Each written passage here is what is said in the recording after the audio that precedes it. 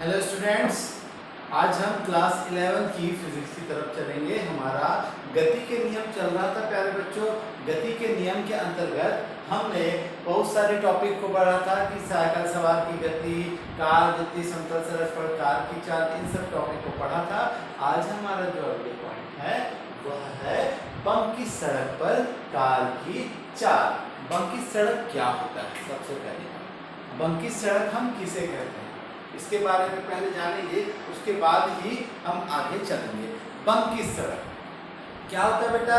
जब हम हाईवे पे जाते हैं ना, देखेंगे जब कोई वृत्ति मार्ग होता है ना, वृत्ति मार्ग होता है तो दाईं ओर, जैसे हम इस तरफ से ऐसा जा रहे हैं तो दाईं ओर क्या होता है, दाईं ओर उठा हुआ रोड रहता है, ऐसा इस तरीके से उठा हुआ रहता है, और बाईं ओर जो इंटरनल साइड रहता है, लेफ्ट साइड में क्या रहता है, वो उठा धंसा हुआ रहता है। ऐसा क्यों होता है? क्योंकि बताएंगे भाई, जब रोड रहता है, जब उस रोड में जब हम जाते हैं तो जाने से क्या होगा, जब वृत्ति मार्ग पर जाते हैं तो हमें ब्रेक ज़्यादा लगाना पड़ता है और ईंधन भी हमारा खर्च होता है और टायर भी घिसते हैं, इसलिए हमको बंकी सड़क की आवश्यकता होती है। तो बंकी सड़क क्या होता है, वृत्तीय पथ पर क्या घुमावदार जब स्थान आता है तो वहां पर क्या होता है, एक और रोड क्या होता है, उठा हुआ रहता है, दूसरी ओर ढलान नुमा रहता है। इस सड़क को ही हम क्या कहते हैं बेटा? बंकित सड़क कहते हैं, जिसके बारे में हम चर्चा करेंगे। देखिए ढलान दिखाई पड़ रहा है बेटा है, और यहाँ पर कार सवार जा रहा है। तो हमेशा जानते हैं कार की भार ऊर्ध्वाधर नीचे की ओर, और जिस डायरेक्शन में रहेगा उस पथ के उसके अभिलंबवत अभिलंब प्रतिक्रिया कार्य करता है, और ये सीधा लाइन ऊपर खींचा तो थीटा कोण बनाता है, और ये वृत्ति पथ पर चलने के लिए आवश्यक अभिकेंद्र बल, और ये क्या कर रहा है, जो ये जो बल दिखा रहा है ना, इस दिशा में चलने वाला घर्षण के अनुदिश, घर्षण को ऊपर की ओर उस दूसरी ओर को लगता है, तो ये क्या कर रहा है, ये उसी की दिशा के अनुदिश अंदर की ओर कार्य करने वाला एक बल हमको दिखाई पड़ रहा है। तो बताएंगे, माना कि m द्रव्यमान का कार, ठीक है, जो v वेग से गतिमान है, जिस पर निम्न बल कार्यशील है। पहला, कार का भार mg ऊर्ध्वाधर ऊपर की ओर, दूसरा, ठीक है, अभिलंब प्रतिक्रिया R, ठीक है, तल के लंबवत, सभी को नीचे की ओर, तल के लंबवत ऊपर की ओर।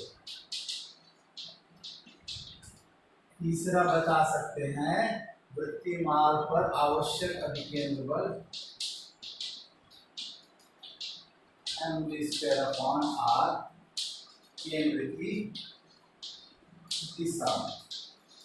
ठीक है भैया, अब हम चलेंगे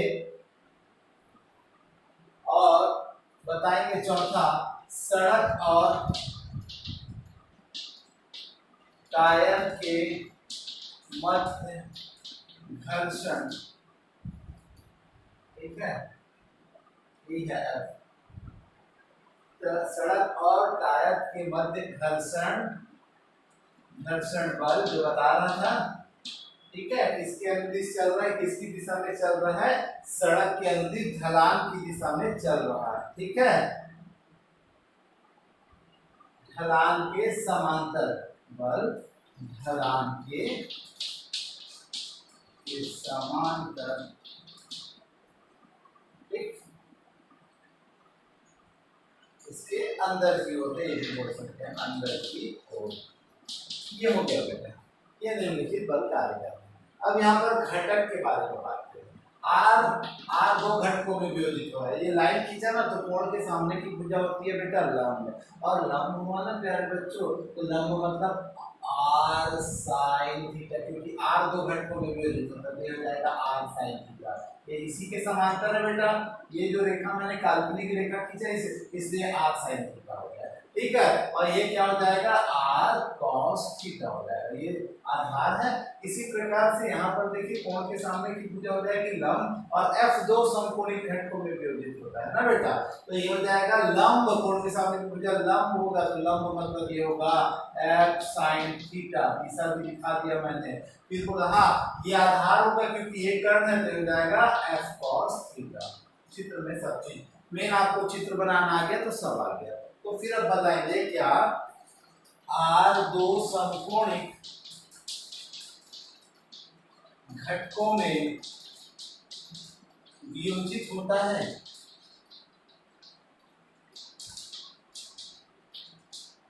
ठीक है, पहला आर साइन थीटा और दूसरा आर कॉस थीटा। तो आर साइन थीटा किस दिशा में दिख रहा है बेटा, क्षैतिज दिशा में दिख रहा है, और आर कॉस थीटा ऊर्ध्वाधर दिशा में दिख रहा है। ठीक है, इसी प्रकार बताया एफ दो समकोणिक घटकों में, एक एफ दो समकोणिक घटकों में वियोजित होता है। पहला एफ साइन थीटा और दूसरा एफ कॉस थीटा। ठीक है बेटा, अब वो भी देख रहे हैं दिशा के अनुसार एफ साइन थीटा लंबवत नीचे की ओर है और आर एफ कॉस थीटा किधर है, क्षैतिज दिशा में। इस बारे में हम बता रहे हैं। अब संतुलन की अवस्था में चलेंगे। संतुलन की अवस्था में यही मेन है भैया, संतुलन अवस्था। संतुलन की अवस्था में हमने देखा क्या कि भाई जो mv²/r है उस बल को कौन प्रदान कर रहा है, ये दोनों मिलकर, ये दोनों घटक कौन कौन से, r sin theta plus f cos theta. तो क्रिया के विपरीत प्रतिक्रिया शब्द भी समझ सकते हो, f cos theta plus r sin theta. ठीक है बेटा, इसी प्रकार अब देखेंगे नीचे की ओर लगने वाले बल का योग ऊपर की ओर लगने वाले बल के बराबर, तो क्रिया की विपरीत प्रतिक्रिया, तो mg plus f sin theta नीचे की ओर लग रहा था बराबर ऊपर की ओर लग रहा है क्या, r cos थीटा। तो हमने क्या किया, mg is equal to r cos theta minus f sin theta, ये समीकरण नंबर 2 और ये समीकरण नंबर 1। तो हमने क्या किया, 1/2 कर दिया। ठीक है, 1/2 किया तो क्या, mv²/r into mg is equal to f cos theta plus r sin theta बटे r cos theta minus f sin theta.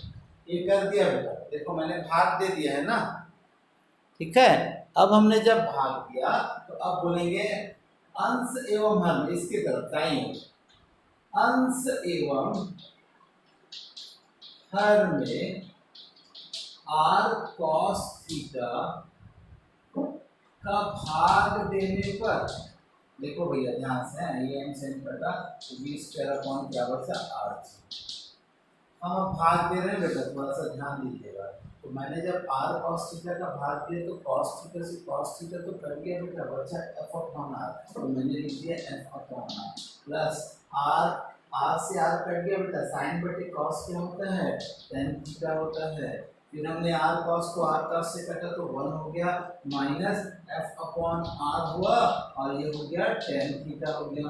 चूंकि हम जानते हैं mu is equal to f/r होता है और इसका घर्षण का मान क्या होता है, घर्षण का मान न्यूनतम होता है। तो f/r को हम म्यू लिख के हम क्या करेंगे, उसको 0 कर देंगे तो हमारा क्या मान आएगा, μ² is equal to 0 plus tan theta बटे 1 माइनस 0 हो जाएगा। तो बेटा क्या बचा, directly indirectly v²/rg is equal to tan theta. तो v² is equal to rg tan theta और v इज इक्वल टू क्या था हमको, rg tan थीटा रूप के अंदर। यही होता है पंक्तित सड़क पर कार की गति का व्यंजक, जिसे देख सकते हैं आप। मैंने प्रयास किया है अच्छे से समझाने का, उम्मीद करता हूँ आपको समझ में आया होगा। आप देख लीजिए, समझ लीजिए।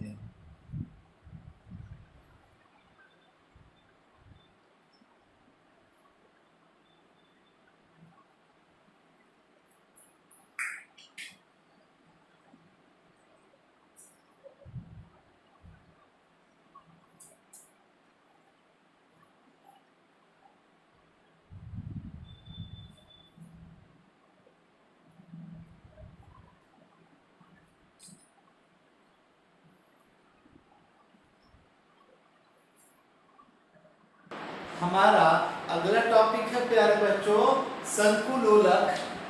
ठीक है, शंकुलोलक मतलब कोनिकल पेंडुलम क्या होता है। हम दैनिक जीवन में देखना, एक पत्थर को बांध लेना बेटा रस्सी से, और क्या करना, ऐसे ऐसे घुमाना, तो वो क्या होता है, वृत्ति, एक समान वृत्ति गति से ऐसा ऐसा एक समान से एक वृत्ति गति करेगी और जोर जोर से एक क्या बना लेगी। अगर ऐसी वृत्ति गति करेगी ना तो वो एक शंकु का रूप निर्माण कर लेगी। जैसे देखो, इसको यहाँ पर पत्थर था, गोल गोल घुमाया, तो इस प्रकार से क्या कर रही है, निर्मित कर रही है, तो एक शंकु का निर्माण। यहाँ पर भी एक काल्पनिक रेखा के बारे में मैं बता सकता हूँ आपको। तो इस प्रकार से एक शंकु का निर्माण कर देती है, इसे ही हम क्या कहते हैं, शंकुलोलक कहते हैं बेटा। देखो, ये मान लिया जाए L लंबाई का क्या है, कोई धागा है या डोरी है, जिस पर यहाँ पर स्मॉल m द्रव्यमान का कोई पिंड या वस्तु लटका हुआ है बेटा। और जब ये विक्षेपित होती है तो ये क्या, कितने अंश का, ये भी क्या है बेटा, ये भी धागा ही है। और जो तनाव बल लगता है जो ऊपर की ओर लगेगा है, ये तनाव बल है, याद रखिएगा,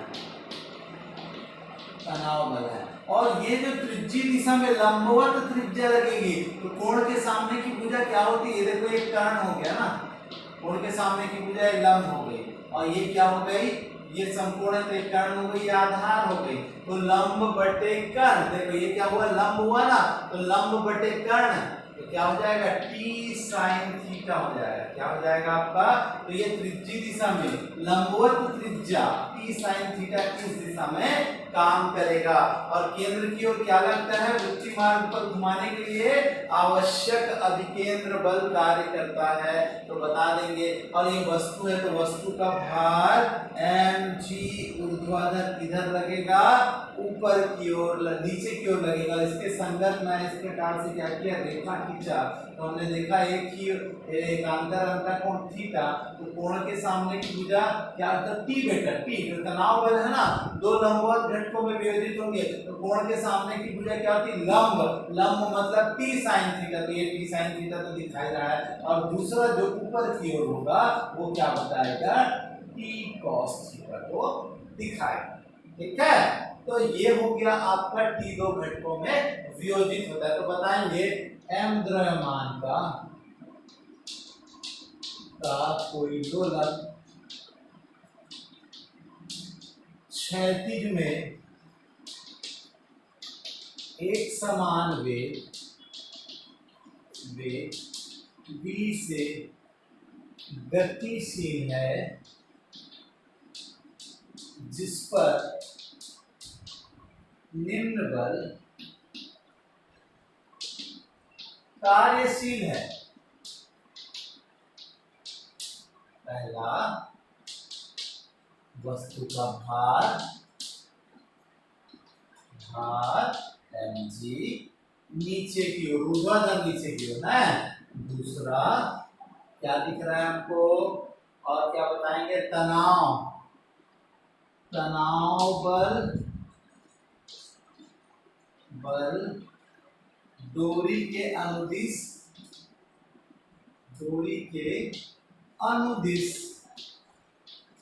कहा, ऊपर की ओर।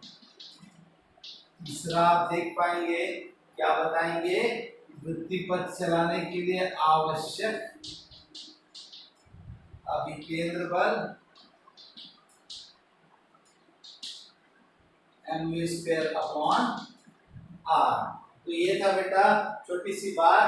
अब बताएंगे टी दो समकोणिक घटकों में वियोजित होता है। टी दो समकोणिक घटकों में वियोजित होता है। पहला क्या, टी कॉस थीटा और दूसरा टी साइन थीटा। तो टी कॉस थीटा ऊर्ध्वाधर ऊपर की ओर है और टी साइन थीटा क्षैतिज दिशा में है, ऐसा बता सकते हैं। अब बताएंगे बेटा संतुलन अवस्था में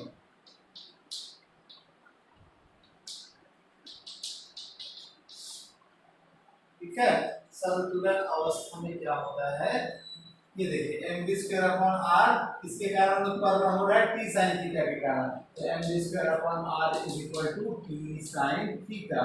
फिर इसी प्रकार से बताया क्रिया के विपरीत प्रतिक्रिया M G is equal to T cos theta. समीकरण नंबर 1 और ये समीकरण नंबर क्या मान लिया हमने, 2 मान लिया। अब क्या करेंगे भैया, हम इसका भाग लेंगे, 1/2 करेंगे। जब हमने इसका भाग दिया तो क्या हुआ, M V square upon R into M G is equal to T sine theta upon T cos theta. T से टी क्या हो गया, कैंसिल हो गया, एम से एम भी कैंसिल हो गया, तो बचा v square upon R g is equal to tan theta. तो v square is equal to क्या बचा, आर जी टेन थीटा। तो v इज इक्वल टू हुआ रूट ओवर आर जी टेन थीटा। ये होता है बेटा संकुल लोलक जिस वेग से वो गति कर रही है उसके लिए व्यंजक। प्यारे बच्चों इसके परिक्रमण काल का भी व्यंजक पूछता है, तो उसके लिए जगह नहीं है, आप देख लीजिए, मैं फिर इसके परिक्रमण काल के लिए भी व्यंजक बतलाऊंगा।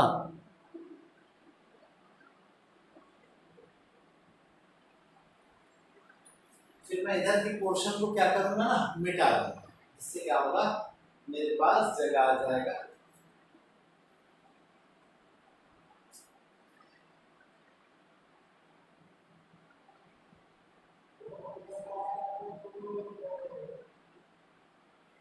ठीक है, अब हम चलेंगे हमारे अगले पॉइंट की तरफ, इसके परिक्रमण काल की तरफ। मैं इधर मिटा रहा हूं, आप पॉज करके या स्क्रीनशॉट करके लिखिएगा बेटा।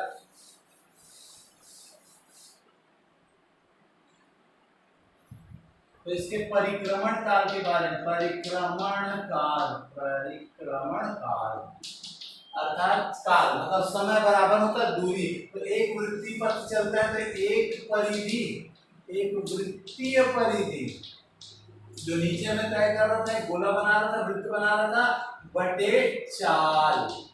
तो वृत्तीय परिधि मतलब एक वृत्तीय परिधि होता है भैया 2 पाई आर, और 4 होता है क्या, v, जिसका मान हमने निकाला है भाई 2 pi into R upon root over R जी टेन थीटा।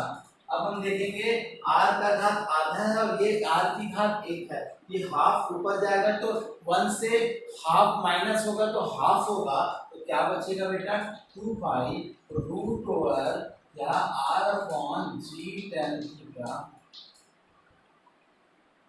ठीक है, ये हो गया हमारा क्या, मान प्राप्त हुआ टी का। अब चूंकि हम जानते हैं, क्या जानते हैं भैया, हमारा जो डायग्राम था उसके अंतर्गत हमने वहां पर एक लंबवत त्रिज्या के बारे में बात किया था। लंबवत त्रिज्या जिसका मान L होगा, मैंने धोखे से T लिख दिया था, L sin theta upon G upon tan theta. ठीक है, अब क्या करूंगा, T is equal to 2 pi root over L sin theta upon G sin theta upon cos theta में बदल दिया किसको, टेन को, तो साइन से साइन क्या हो गया बेटा, कैंसिल हुआ। तो t इज इक्वल टू क्या हुआ 2 पाई रूट ओवर L, ऊपर में क्या आ जाएगा cos थीटा आ जाएगा, L cos थीटा अपॉन क्या हो जाएगा जी। यही होता है क्या, उसके परिक्रमण काल का व्यंजक। तो परिक्रमण काल किस पर निर्भर कर रहा है भैया, कोण। कोण का मान यदि 0 हो जाएगा तो क्या होगा, कोण बढ़ते जाएगा। कोण का मान 0 होगा तो परिक्रमण काल का मान क्या होगा, अधिकतम होगा, अर्थात लंबाई बढ़ेगी तो परिक्रमण काल भी बढ़ते जाएगा। तो ये था प्यारे बच्चों किसका सूत्र, वृत्तीय पथ वाला उसका परिक्रमण काल का सूत्र। आप देख सकते हैं, समझ सकते हैं।